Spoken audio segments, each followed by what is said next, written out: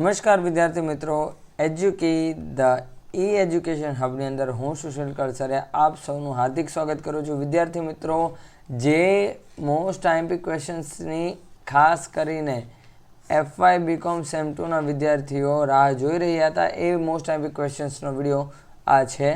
બરાબર, તો આશા રાખીએ છીએ કે વિડીયો તમે વધારે વધારે શેર કરશો. હવે સર કયા સબ્જેક્ટનો છે તો કહો, તો એ છે BA સબ્જેક્ટનો. બરાબર, કઈ એક્ઝામ માટે? ખાસ કરીને VNSUની એક્ઝામ માટે. હા, આઈ નો ઇન્ટરનલની એક્ઝામ આવી રહી છે, સ્ટાર્ટ થવાની છે. બરાબર, હવે એના માટે પણ આ મોસ્ટ આઈએમપી ક્વેશ્ચન્સ જે છે, કેટલા ટોટલ 20 મોસ્ટ આઈએમપી ક્વેશ્ચન્સ છે એ પણ તમારે કરવાના છે. તો એ ખાસ કરીને જોજો.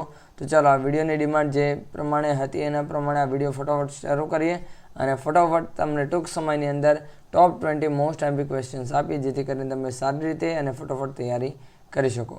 ચલો, સૌથી પહેલું છે વિદ્યાર્થી મિત્રો ક્વેશ્ચન નંબર 1. હવે BA છે તો સીધી વાત છે મેનેજમેન્ટનો સેક્શન જોવાનો વધારે. બરાબર, તો પહેલું છે explain Herzberg's two factor theory of motivation. બરાબર, કે આપણને ગુજરાતીમાં કહીએ તો હર્ઝબર્ગનો દ્વિપરિબળોનો સિદ્ધાંત સમજાવો. વિદ્યાર્થી મિત્રો, અહીંયા આપણે જ્યારે વાત કરીએ, બરાબર, તો અહીંયા ઇંગ્લિશ અને ગુજરાતી, બરાબર, આ બંને વિદ્યાર્થીઓ માટે આપણે અહીંયા આઈએમપી આપીએ છીએ. એટલે અહીંયા એ પ્રમાણે બંને ક્વેશ્ચન ઇંગ્લિશ અને ગુજરાતી બંને ક્વેશ્ચન સાથે જ રહેવાના છે. બરાબર, એટલે પહેલો થયો હર્ઝબર્ગનો દ્વિપરિબળનો સિદ્ધાંત. હવે આની સાથે સાથે જે માસ્લોનો જે સિદ્ધાંત છે એ પણ તમારે ખાસ કરવાનો છે. બરાબર, એ આગળ આઈએમપીમાં આપણને આપેલું જ હશે. સેકન્ડ છે explain the various types of communication network. બરાબર, કે અહીંયા આપણે જોવા જઈએ તો માહિતી સંચાર જાળના વિવિધ સ્વરૂપો સમજાવો.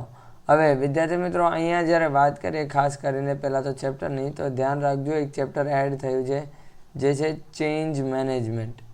બરાબર, ઘણી એની બુક અમુક કોલેજીસની અંદર લાઇબ્રેરીની અંદર આવી પણ ચૂકી છે. તો જો હોય તો ઇસ્યુ કરાવીને તેમાંથી પ્રિપેરેશન સ્ટાર્ટ તમે કરી શકો. બીજું કંઈ વધારે મોસ્ટલી ચેન્જીસ નથી. બરાબર, પછી આવશે ત્રીજું explain the importance of training. તાલીમનું મહત્ત્વ સમજાવો. બરાબર સર, તાલીમ શાના માટે જરૂરી છે? તો આપણને ખબર જ છે પ્રોડક્ટને વધારે વેચાણ કરવાનું, મેનેજમેન્ટ વ્યવસ્થિત થાય, કામ ફટાફટ થાય, આ બધી વસ્તુ માટે આપણે છે ને તાલીમની એટલે કે ટ્રેનિંગની જરૂર પડે જ છે. પછી આવે છે ચોથું explain with criticism Herzberg's box two factor theory of motivation. કે એની જે ટુ ફેક્ટર થિયરી છે, બરાબર, એને આપણે શું ક્રિટિસિઝમ એટલે કે મર્યાદાઓ, ટીકાઓ આપણે જણાવે છે. સિદ્ધાંતની ટીકા અથવા તો મર્યાદા તમને કીધી હોય તો બંનેના આન્સર સેમ આવશે. તો સવાલ છે હર્ઝબર્ગનો દ્વિપરિબળોનો સિદ્ધાંત ટીકા સહિત સમજાવો. મતલબ તમારે એની ખામીઓ દેખાડવાની. પાંચમું આવે છે clarify the importance of communication. બરાબર, શેના ઇમ્પોર્ટન્સ કીધી છે? Importance of communication. તમારી જે માહિતી સંચાર છે એનું મહત્ત્વ તમારે સમજાવવાનું છે. એટલે ગુજરાતીમાં થશે માહિતી સંચારનું મહત્ત્વ સ્પષ્ટ કરો. આ થયા 5 ક્વેશ્ચન. હવે વિદ્યાર્થી મિત્રો, આવીએ આપણે છઠ્ઠા ક્વેશ્ચન ઉપર. Write a short note. જોજો, આ શોર્ટ નોટમાં પણ પૂછાઈ શકે છે. કયું છે? On systematic model of communication. બરાબર, કેવું છે? ફરીથી યાદ કરી લો. સિસ્ટમેટિક મોડેલ ઓફ કમ્યુનિકેશન, માહિતી સંચારના વ્યવસ્થિત મોડેલ આપણે શું કરવાની છે? ટૂંક નોંધ લખવાની છે કે માહિતી સંચારનું વ્યવસ્થિત મોડેલ પર ટૂંક નોંધ લખો. બરાબર, અહીંયા છે. પછી આવશે 7મું explain advantages and limitations of budgetary control. બરાબર, અંદાજપત્રીય અંકુશના જે આપણે ફાયદાઓ છે અને મર્યાદાઓ છે, બંને વસ્તુ આપણે શું કરવાની છે? જણાવવાની છે. બરાબર, પછી આવે છે 8મું explain components of event management. શું કરવાની છે? ઇવેન્ટ સંચાલનના ઘટકો. વિદ્યાર્થી મિત્રો, તમને ઘટકોની જગ્યાએ તત્વો પણ કીધેલું હોઈ શકે, તો બંનેનો આન્સર કેવો આવશે? સેમ. કોણ કોણ? એક તો જે ઘટકો અને બીજું છે તત્વો. આ બંને કેવા છે? સેમ જ છે. બરાબર, એટલે આ વાતનું ખાસ ધ્યાન રાખવાનું છે. 9મો question state assumptions of break even analysis. બરાબર, કે જેને આપણે કેવું કહીએ છીએ? સમતૂટ વિશ્લેષણની ધારણાઓ જણાવો. નહીં નફો કે નહીં ખોટ. બરાબર, હવે આ વસ્તુ માટે આપણે ખાસ કરીને આ જે અઝમ્પશન છે એના વિશેની જે ધારણાઓ છે આ બ્રેક ઇવન એનાલિસિસની એ તમારે જણાવવાની છે. પછી આવે છે 10મો ક્વેશ્ચન, એ છે એક્સપ્લેન PERT મેથડ. PERT પદ્ધતિ સમજાવો. વિદ્યાર્થી મિત્રો બે પદ્ધતિ છે, PERT અને છે CPM. બરાબર, PERT અને CPM બંને માટે, આ બંને આપણા માટે કેવી છે, ખૂબ જ જરૂરી અને મોસ્ટ આઈમ્પી ક્વેશ્ચન્સમાંથી જ એક છે. બરાબર, ચલો હવે આવે છે કે નેક્સ્ટ છે CPM. જે મેં હમણાં કીધું એ પ્રમાણે PERT અને CPM મેથડ બંને આપણે ખાસ કરીને કરવાની છે. પછી આવે છે 12મું, ઇમ્પોર્ટન્સ ઓફ ચેન્જ. પરિવર્તનનું જે મહત્ત્વ છે, શેનું પરિવર્તનનું મહત્ત્વ, આપણે કીધું ને મેં હમણાં જ કે ભાઈ નવું ચેપ્ટર આવેલું છે કયું, ચેન્જ મેનેજમેન્ટ, કે જે પરિવર્તનનું સંચાલન, બરાબર, આપણે જેને કહીએ છીએ. પછી આવે છે 13મું, બેરિયર્સ ટુ બિઝનેસ કમ્યુનિકેશન. માહિતી સંચારને અસર કરતા પરિબળો ઘણા બધા હોઈ શકે. બરાબર, એ તમામ પરિબળો તમારે અહીંયા શું કરવાના છે, જણાવવાના છે. 14મું આવે છે ટાઈપ્સ ઓફ કમ્યુનિકેશન. માહિતી સંચાર થાય છે, મૌખિક માહિતી સંચાર, લિખિત, શાબ્દિક.